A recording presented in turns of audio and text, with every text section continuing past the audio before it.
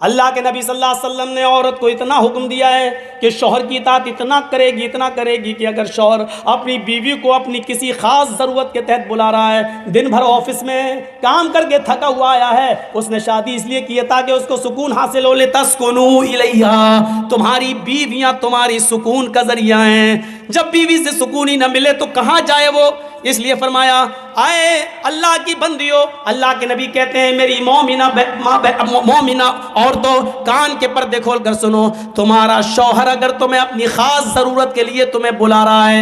رات کے کسی بھی حصے میں تمہیں بلا رہا ہے یا دن کے کسی بھی حصے میں تمہیں بلا رہا ہے، تو تمہیں انکار نہیں کرنا چاہیے، تمہیں اپنی شوہر کی فوراً بات ماننا چاہیے۔ یہاں تک کہ اللہ کے نبی نے کہا علی قطب، اگر تم اونٹ کے کجاوے پر بھی بیٹھی ہو تب بھی تمہیں آنا پڑے گا۔ اونٹ کا کجاوا تمہیں سمجھ میں نہیں آئے گا؟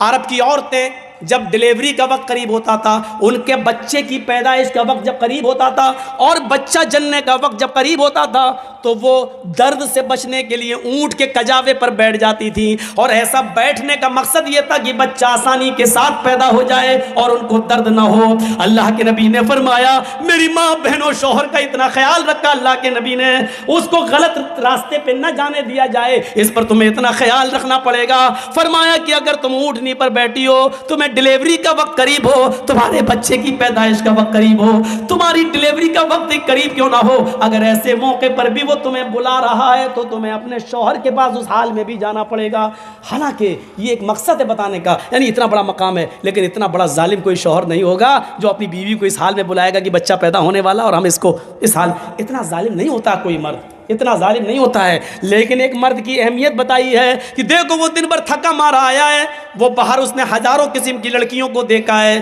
اس کا دل بہک بھی سکتا ہے، پھسل بھی سکتا ہے، اس لیے اس کو سب سے زیادہ گھر آنے کے بعد تمہارے سکون کی ضرورت ہے۔ سنو میری، اللہ کے نبی نے فرمایا سنو اللہ کی بندیو، تمہارا شوہر اگر تمہیں اس حال میں بلاتا ہے کہ تم چولہے پر بیٹھی ہو، روٹی پکا رہی ہو، تب بھی تمہیں سب کچھ چھوڑ کے آنا پڑے گا۔ روٹی جلتی ہے تو جل جائے، ہانڈی میں گوشت پکتا ہے، جلتا ہے تو جل جائے، جلدی سے گیس چولہا بند کرو اور اپنے شوہر کے پاس جاؤ، فوراً تمہیں اس کا حکم ماننا پڑے گا۔ حالانکہ اتنا بڑا ظالم بھی کوئی نہیں ہوگا جو یہ کہے گا کہ روٹی چھوڑ کے آ،